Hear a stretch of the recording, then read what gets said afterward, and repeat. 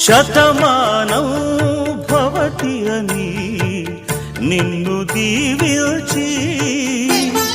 గతకాలం స్మృతిలోనే బ్రతుకు సాగించి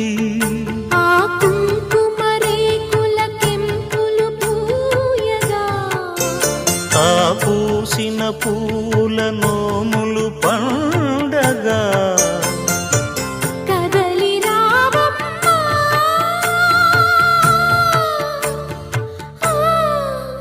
ఈ బాలవాక్కు